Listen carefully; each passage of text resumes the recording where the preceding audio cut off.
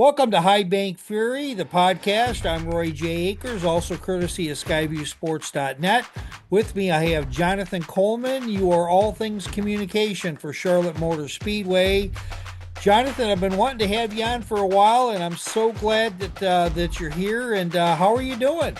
Doing well. I think the last time I saw you, you were at the Coca-Cola 600, and it's hard to believe we're already less than one calendar page away from the Bank of America Roval 400. So time is flying about as fast as these NASCAR cars around the racetrack here. But looking forward to getting another race under our belts here very soon. Yeah, I'm looking forward to that as well. We're going to talk about the Roval a little bit. We're going to tease it. I think we're going to talk more about that coming up in late September, early October, and go with it like that. Charlotte Motor Speedway is the home of Humpy Wheeler. And obviously, you worked under Humpy. You knew him very well and knew a whole staff full of people.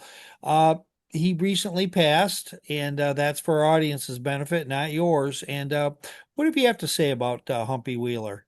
Yeah, just a tremendous life lived. I think we had the pleasure of his creativity and his innovation and his kind of zany ideas steering the speedway for more than 3 decades, and to be able to go back the last week or so and hear a lot of stories, not just from folks here in the building, but from fans and from drivers and from team owners, just the impact that he made, not just on the sport as a whole, but individual drivers, and how he kind of coached and mentored them and folks throughout the motorsports industry. It's been a really great way to celebrate his life and all that he meant to not just Charlotte Motor Speedway, but to motorsports as a whole.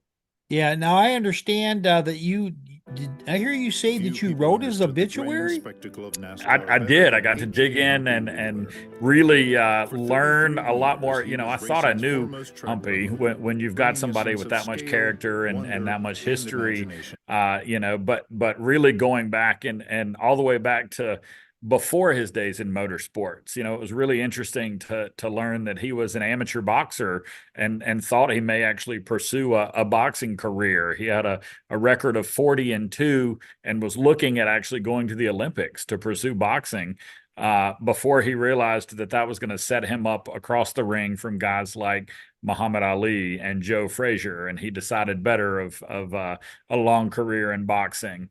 But to be able to go back and just hear what a great story, what a full life he lived, and then to see again and sort of re-educate myself, I guess, on all of the tremendous things that he did for the fans to create, these spectacles in the infield for pre-race. It's hard to imagine now coming to a race and seeing the concerts and seeing the stunts and everything that goes on. It's hard to imagine a race without all of that because it's just become so much a part of who we are. But to think about the impact that he had and the vision that he had to see, fans want to come and see race cars and they want to come see their favorite drivers, but we can give them more and we can elevate that experience. It was a really, really great look back at a really full life of an extraordinary man. And with that, are there a couple real quick stories that you can quote either from a fan or somebody, such as a driver or team owner that you didn't know, and that it would our watchers, listeners will really enjoy hearing that. Yeah, there are a lot of stories, and I think a lot of that is just a testament to how many people he touched. He talked a lot about the three T's: the toilets, the tickets, and the traffic. And he said, if I can go and make sure that the bathrooms are clean, that people can get into and out of the speedway, and that they can have reasonable access to tickets, that's a pretty good start for a pretty great event. So it's funny to hear folks in the office, and we still talk about those same things, right? It's the little details. How do you go from good to great and from great to extraordinary? And those sort of things that he instilled now 40 years ago, when he started with us, and how that still kind of permeates through the building. you hear about stories, he was one who went and said, "Hey, you should check out this young driver. He's not too bad. He seems to know his way around some of these grassroots tracks." That young driver turned out to be a guy named Dale Earnhardt, and he turned out okay, I think, in the great world of motorsports.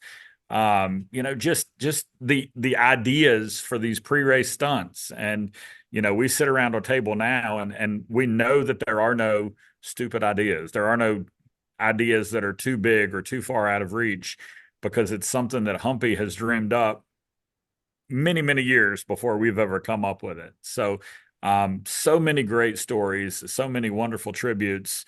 Even just the little things about, he gave me this tip for a job interview, or he helped me make this connection within the industry, really speaks to, the guy that he was when the cameras weren't on. Obviously he was a showman, got the nickname the PT Barnum of motorsports for everything that he did when all eyes were watching him. But so much of what he did behind the scenes as well really speaks highly of who he was as a person, and really his genuine soul for wanting to help people be the best they can. Well, Jonathan, it sounds like you're kindred spirits with Dave Moody. Dave, turn one Dave, and Dave knew Mr. Wheeler very, very well, and he has very similar comments. And we're going to take it to Dave Moody at MRN Radio. With me on High Bank Fury, Dave Moody, MRN Radio, also Sirius XM. I want to make sure I say that right. Dave, Humpy Wheeler, his passing, I know that you hold him in the highest of regards. Absolutely so. Humpy was one of the best. He's compared sometimes to P.T. Barnum. And I don't think that's a fair comparison, because a lot of what P.T. Barnum did was false, was hokum. The three-headed man, he had three heads, but two of them were made out of paper mache. Everything Humpy did was real. He was a showman. There's no question about it. And he knew how to get people excited, but he was 100% genuine. And the thing that I remember most about Humpy is that he was just such an encourager. He came a couple of times to the little short track in Vermont where I started out, and it never failed. He would pat me on the back and he'd say, "I'm glad I got to listen to the best short track announcer in North America." I was by no stretch of the imagination the best short track announcer in North America, but he lifted me up, and after having him say that to me, I walked out like I was walking on air. And he did that to so many people. There are so many people in this sport that are here because he encouraged them, and he really was special in that way. As far as, is it possible that NASCAR could ever see anybody in the modern day version of him? I don't think you'd see him in the old version. He's one of a kind, but is there anybody that could ever stick out and do that again, or is NASCAR too tame for that now? It would be awfully difficult to be the next Humpy Wheeler, mainly because everything in our lives today is so overblown, right? If it's not exaggerated, we barely notice. Humpy knew how to do things, and they weren't always huge things, but he knew how to do things to get attention. When they were testing at Charlotte Motor Speedway on a Thursday and it was 110 degrees, he'd take Terry Labonte, the Iceman, and he'd order a 100-pound block of ice and sit it down at the end of the practice session at the start-finish line, and have Terry Labonte sit on the block of ice and say, "The Iceman is ready to go on Sunday at Charlotte Motor Speedway." It wasn't a huge thing, but it got people's attention and it sold tickets. That is fantastic. Dave, I want to thank you so much for giving us a couple of minutes on Humpy Wheeler, and I'll see you at the checkered flag. Thank you. In the story of NASCAR.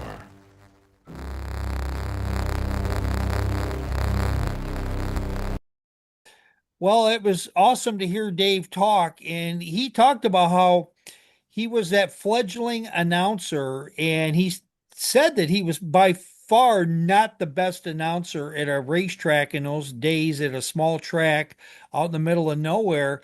But Humpy still came there, and he said he felt way different after that experience with him. And also saying that to call Humpy Wheeler PT Barnum was to shortchange him, because he said that what Humpy Wheeler did was legit, where PT Barnum, there was a lot of fraud there. So, do you have any comments on that? Yeah, I think if the past couple of weeks of hearing stories of Humpy is any indication, I think Dave is right on. You know, he was legit. He said what he thought, and you always knew where you stood. But you also always knew that he had your back, and that you were going to get the most of him to try to help to elevate not just you, but your role and how you could help elevate the entire experience every time somebody walks through the door here at Charlotte Motor Speedway. Thank you so much for that commentary on Humpy Wheeler. When we come back, we're going to have just spend a few minutes on a couple of teams that did not make the playoffs this year, but we have comments right from the drivers' mouths on. And so Jonathan Coleman from Charlotte Motor Speedway and we're going to talk about that next in 30. Yeah, that's Oscar, my dog. This is his little plushie, but we sell him at the merch trailer. We got him back in stock. We sold a few more than we thought right off the bat, but supports my foundation for the animal welfare side of things. All the proceeds and profits go back to the foundation for the animal welfare program. So back in stock this weekend. So yeah, if you get a chance to head out to the merch trailer, we got him back for him. This is Roy J. Akers for the High Bank Fury podcast. We are found multiple times weekly where we talk to NASCAR drivers, cover stories, and those that shape the sport. This is not just another podcast. We get exclusive content, talk fantasy NASCAR racing, and spill the news before other media outlets drop their take. We are on all podcast channels, the YouTube channel, and can be found on skyviewsports.net. Check out High Bank Fury, the podcast, today. With us on High Bank Fury, we have Jonathan Coleman of Charlotte Motor Speedway. He's in the communications department, and tell you what, you're all things over there at Charlotte Motor Speedway. I think you probably breathe fire, spin plates, and do everything. I don't think you can do one thing there. That's the beauty of this gig. I think is a lot of people ask me what I do the 50 weekends a year that we're not racing NASCAR here at the Speedway, and I am always happy to tell them that there's plenty of things going on, plenty to do to keep us busy. I don't know that I've got time to spin any plates. I'd probably break them and make a big mess, and certainly not have a whole lot of time to clean it up. But would be happy to put on a show and entertain the fans, whether that's NASCAR racing, drag racing, dirt track racing, Christmas lights, anything and everything. We're excited to keep ourselves busy, making memories and putting smiles on the faces of fans. And I tell you what, we're going to talk more about all the things that Charlotte Motor Speedway does, I think, when we have you on next month. But we had one team that failed to make the playoffs this year, and it was a big surprise, and that's RFK Racing. It looked like in early August, they might get up to 3 drivers. All 3 of them would make the playoffs, but in the end, at best, it was going to be 1, and then it turned out to be none. And Brad Keselowski, I caught up with him. He gave me a minute of his time, very gracious, and I asked him, I said, what did you take from the season, whether you guys this was before the Daytona race, early, the day before. And Brad, what are you going to take RFK Racing, whether you put a driver in there or not? Brad, a month ago, it looked like you guys you had a good shot at having 3 teams in the playoffs. Now you're fighting to have 1. Irregardless, what do you take as the best thing that you've had a growth for RFK on the season so far for all the drivers? Yeah, we've been super consistent with RK, and we just haven't punched through to get the wins, and that's disappointing. It feels like we're going to. I feel like all 3 of our teams are capable of winning. Ryan Preece on the pole last week. I've had a hot streak in the last month or 2, and then Chris is just so solid. So we just want to see it out. Yeah, if I can ask one real quick follow-up, I had it, and I just lost it. Well, we found out that Brad Keselowski, his RFK Racing, is already planning for 2026. I thought they had a lot of positive moments. I thought all 3 of the drivers could potentially win. I would say that Boucher is probably the top choice, but Keselowski, he led in some races this year. Yeah, and I think it's a real testament to just the depth of the field, because I think a lot of people would agree with you that they were surprised when that final 16 came out and there wasn't at least one RFK car in there. Those guys are obviously working hard. You're seeing a lot of consistency. Completely agree with you about Boucher. If I had to pick one of their guys, he has shown some real promise. But I think they'll be back. I think they'll come back more motivated and more hungry next year, to go out there and chase and not just be happy with one car in there. I think you're going to want to see them with multiple cars, chasing that championship at the Yeah. season's end. I agree with you. I thought a team that with multiple cars in the field that really improved this year was Legacy Motorsports. What was really ironic was the first probably 7 or 8 races this year, Jonathan.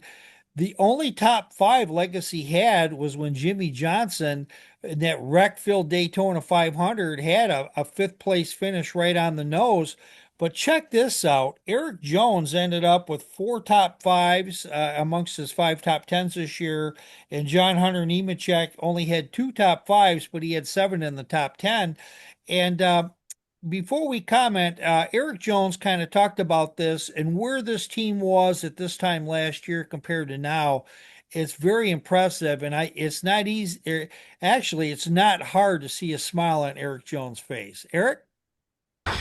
Yeah, I mean, that was a big goal of ours, was to make the playoffs, but frankly, we just weren't good enough, just didn't execute good enough the days that we had cars that were capable of contending for wins, and you put it all, down to the last minute at Daytona. It's tough to make that work. So, disappointed in some ways, proud in other ways, just of the performance, gains we've made, but we're still just not where we need to be. We've gotten our mile and a half stuff better, but we haven't got our short track road course stuff where it needs to be yet. And I think that kind of at the end of the day, we went through a stretch there. 3 road courses, couple road, short tracks. That stretch of races just didn't do any favors for us. We were on the cusp of pointing into the playoffs, and all of a sudden we, 5 races later, we're 120 out. So, just weren't good enough to do it. Erik Jones said that the team was kind of discombobulated, and there was a lot of changes in Legacy Motorsports at this time last year, and it took a while for the equilibrium to hit. But now it looks like Legacy Motorsports is on a roll. Yeah, I think, you find that rhythm. You start to, everybody has their roles and their place. That's a tough thing to do with the schedule, with kind of that constant cadence. But once you get those people in place and you find the right parts and pieces to really make the team gel and come together, it shouldn't be a surprise to see them starting to find that success. And I fully expect that to continue throughout the rest of this season and well beyond. Yeah. And a final comment I have, one of the things Jimmy Johnson is I knew he was going to win championships before he even won a race. I just had that feeling. And so one of the highlights of my career was getting to talk to Jimmy Johnson. And of course, when he made a 700th start, we got that media photo with him. And I asked you for it afterward. And I actually post it anytime I do media predictions. And so I think when my next race I'm attending will be at Bristol next week, and I'll definitely reach out. We'll have to get your pick as well. But Erik Jones is a gentleman. He's a class act. John Hunter Nemechek is the same. So kudos to them, and hopefully they'll do something. And Water seeks its own level, and hopefully we'll see a couple of wins for them next year. As we wrap up this particular Zoomcast, Jonathan, we always got to sell tickets. And how do we find out about Charlotte Motor Speedway and the Roval and coming up there in early October? I think it's October 5th, if I'm not mistaken. You are correct. Yeah, it's coming to us quick. But you can find all the latest, whether that's ticket information or pre-race concert information, full weekend schedules. We have got an action-packed triple header weekend. We're going to have the Truck Series, we're going to have the Xfinity Series, and obviously the Cup guys going after it for the Bank of America Roval 400. Everything is available online at charlottemotorspeedway.com. And would just encourage fans to come out. It's another cutoff race, so the action is going to be from the front of the field to the back of the field. Everybody is, that pressure is really ramped up, and everybody's on the chip trying to make the most of every single position. And it really just provides some great racing, some great excitement as we whittle that field from 12 drivers down to the final 8 that are chasing the championship at season's end. And one thing I'll tell anybody out there who's going to buy a ticket, you will be treated absolutely outstanding by the Charlotte Motor Speedway staff. And also, unlike some road courses, you can see everything from the stands at Charlotte Motor Speedway. So don't let that stop you. And there's a tremendous amount to do. It's one of the top spots in all of NASCAR. So thank you, Jonathan. We're going to be back. We have another show coming up in just a moment. For everybody out there in our audience world, Jonathan Coleman from Charlotte Motor Speedway, myself, Roy J. Akers, and High Bank Fury. Stay tuned. Make sure you subscribe to us on YouTube or check us out on all channels where podcasts can be found. From flying school buses and boxing matches to Robosaurus and military exercises, the stunts, as Wheeler loved to call them, gave fans a reason to buy tickets on top of the on-track action. It fit the audience. It's like stunts. You love stunts. You need to do some crazy stuff.